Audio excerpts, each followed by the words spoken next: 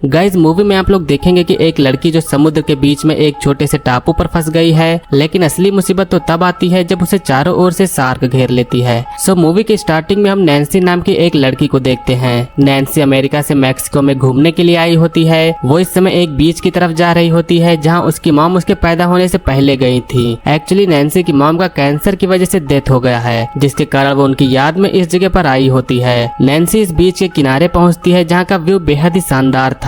वो इस जगह पर आकर बेहद खुश होती है। नैन्सी इस जगह पर बस फन करके रिलैक्स करने और सर्फिंग करने आई होती है। अब जैसा कि वो सर्फिंग के लिए यहाँ पर आई है तो वो जल्दी से स्विमिंग वेयर पहन के सर्फिंग राफ्ट के साथ में समुद्र के अंदर तैरते हुए चली जाती है। इस समुद्र में सर्फिंग के लिए काफी ऊंची लहरें आती रहती हैं। अब तभी इसी दौरान नैन्सी को यहाँ पर दो लड़के दिखाई देते हैं। ये दोनों भी इस जगह पर पहले से सर्फिंग कर रहे थे। वो दोनों नैन्सी को देखकर उससे बातें करते हैं। वो लड़के नैन्सी को थोड़ी सर्फिंग की टिप्स भी देते हैं। अब इसके बाद नैन्सी एक बड़ी सी लहर को देख के उस पर सर्फिंग करने के लिए चली जाती है। ये दोनों लड़के उसकी सर्फिंग को देखकर हैरान होते हैं और फिर वो दोनों भी अब उसे ज्वाइन करते हैं। तीनों लोग काफी देर तक सर्फ करते हैं और नैन्सी फिर जब थक जाती है तो वो समुद्र से बाहर आ जाती है। समुद्र से बाहर आकर वो अपनी छोटी बहन के पास वीडियो कॉल करती है। वो उसको बताती है कि वो मॉम के फेवरेट बीच पर है। अब इन दोनों के बातों के दौरान उसके डैड भी आ जाते हैं। नैन्सी के डैड उससे पूछते हैं कि तुम कहाँ पर हो। एक्चुअली नैन्सी ने अपनी मॉम की डेथ के बाद अपनी मेडिकल की पढ़ाई छोड़ दी और इसीलिए उसके डैड उसे वापस आने को कह रहे हैं। अब कुछ देर बाद फिर से नैन्सी वापस समुद्र में सर्फिंग के लिए जाती है। इधर वो दोनों लड़के काफी देर से सर्फिंग कर लेने के बाद वो यहाँ से वापस जाने लगते हैं। अब इस जगह समुद्र में नैन्सी अकेली बची है। अब तभी यहाँ अचानक से नैन्सी को पानी में कुछ होने का एहसास होता है, लेकिन ये बस कुछ डॉल्फिन्स थी। नैन्सी उन डॉल्फिन्स के पीछे जाती है और वो वहाँ देखती है कि एक बड़ी सी व्हेल मछली मरी तैर रही है। कई सारे पंछी और मछलियाँ उसके मांस को खा रहे हैं। उससे काफी गंदी स्मेल भी आ रही होती है। अब तभी फिर से पानी में कुछ हलचल होती है, जिसकी वजह से नैन्सी अपने सर्फिंग बोर्ड से गिर जाती है और कोई चीज नैन्सी को पानी के अंदर घसीटने लगती है। नैन्सी किसी तरह अपने आप को बचाकर उसी डेथ व्हेल के ऊपर चढ़ जाती है। वो देखती है कि उसे किसी चीज ने बहुत बुरी तरह से काटा है। खून भी काफी तेज बह रहा है, जिसके बाद वो उसे रोकने के लिए किसी चीज को अपने पैर पर बांधती है। उसे जल्द ही पता चल जाता है कि उस पर शार्क ने हमला किया था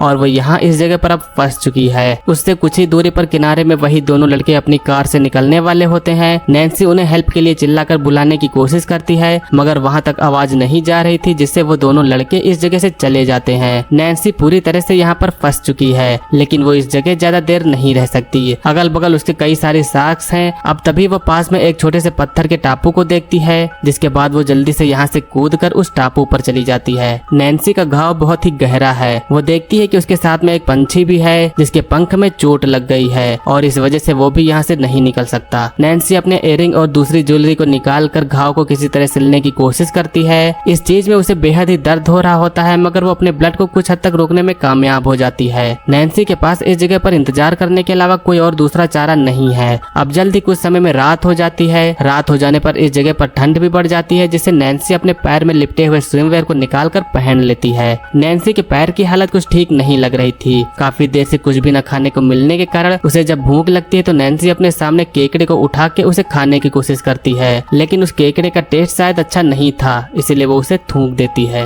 नैन्सी को उसके सामने सर्फिंग बोर्ड दिखाई देती है। वो उसे लाने का सोचती है और जब वो पानी में होते हुए उसे लेने के लिए जाती है तो तभी उसे शार्क दिख जाती है और वो जल्दी से वापस लौट आती है। नैन्सी अब तभी किनारे पर किसी आदमी को सोते हुए देखती है। वो आदमी जो था वो नशे की हालत में सो रहा था। नैन्सी उसे हेल्प के लिए बुलाती है। अब धीरे धीरे आवाज इस आदमी तक पहुंचती है, जिसके बाद में वो उठ के नैन्सी को हाय करता है। नैन्सी उससे हेल्प मांगते हुए उसके बैग में से मोबाइल से पुलिस को कॉल करने को कहती है। ये आदमी उसके बैग की ओर जाता है, लेकिन इस आदमी के इरादे तो कुछ और ही थे। वो उसमें से मोबाइल निकालकर अपनी जेब में रख लेता है और पैसों को भी वो निकाल कर रख लेता है। अब जब वो आदमी यहाँ से जाने लगता है तभी उसे समुद्र में सर्फिंग राफ्ट दिखता है। वो इसको भी लेने के लिए पानी की तरफ जाता है। हालांकि इधर नैन्सी उसे पानी में आने से मना कर रही थी, मगर ये आदमी जैसे ही पानी में जाता है वही शार्क उस आदमी को बहुत ही बुरी तरह से मार देती है। अब 6 घंटे और बीत जाते हैं। किनारे पर वही गाड़ी आती है जिसमें पिछले दिन वाले दोनों लड़के गए थे। वो दोनों फिर से यहाँ सर्फिंग के लिए आए होते हैं। नैन्सी उन्हें भी समुद्र के अंदर आने से मना करते हुए बाहर जाने को कहती है, मगर उन दोनों को कोई भी आवाज नहीं जा रही थी। जिसके बाद में जैसे ही वो दोनों पानी में आते हैं तो वो दोनों भी मारे जाते हैं। ये शार्क नैन्सी के टापू के चारों ओर घूम रही होती है। नैन्सी को उसके सामने हेलमेट में कैमरा दिखाई देता है। वो किसी तरह उस हेलमेट को लाने की कोशिश करती है। इस दौरान शार्क भी उस पर हमला करने की कोशिश करती है, मगर वो लकीली अपने आप को किसी तरह बचा लेती है और साथ में कैमरे को भी ले आती है। इस कैमरे की मदद से नैन्सी खुद की हेल्प की वीडियो बनाती है। शायद ये नैन्सी की आखिरी उम्मीद है। उसे ये नहीं पता है कि इससे कोई हेल्प होगी या नहीं, मगर फिर भी उम्मीद से कुछ आस तो बढ़ती ही है। शार्क के हमले से जो सर्फिंग राफ्ट टूटा था, उसी पर नैन्सी उस पक्षी को रखकर उसे किनारे पर जाने के लिए छोड़ देती है। धीरे धीरे पानी का लेवल भी बढ़ रहा था। उसे जल्दी से अब यहाँ से कहीं और जाना होगा। नैन्सी को उसके सामने बॉयज पर ही जाने का सहारा बचता है। वो पानी में कई सारी जेलीफिश को देखती है। वो ये देखती है कि शार्क जेलीफिश वाले हिस्से में नहीं आ रही थी और इसी की वजह से नैन्सी जल्दी से जेलीफिश के बीच से होकर बॉयज पर जाने की कोशिश करती है। वो जल्दी से उसकी तरफ भागती है। इधर शार्क भी उसकी ओर जाती है। नैन्सी सीढ़ी को पकड़कर उस पर चढ़ने वाली थी, मगर उसमें का सरिया टूटकर उसके हाथ में आ जाता है। वो शार्क के ऊपर गिरती है और वही सरिया शार्क में घुसा देती है। शार्क को इससे वैसे ज्यादा फर्क नहीं पड़ता है, मगर फिर भी शार्क यहाँ से चली जाती है। नैन्सी अब उस छोटे से टापू से निकलकर इस दूसरे सहारे पर आ चुकी होती है। नैन्सी इसमें का टूल बॉक्स खोलने की कोशिश करती है। वो इसे खोलती है तो उसे इसमें एक फ्लेयर गन मिलती है, मगर उससे उसकी बुलेट्स पानी में गिर जाती है। नैन्सी पानी से बुलेट उठा के गन में लगा के चलाती है, मगर बुलेट भीग जाने के कारण फ्लेयर अच्छे से वर्क नहीं कर पाती।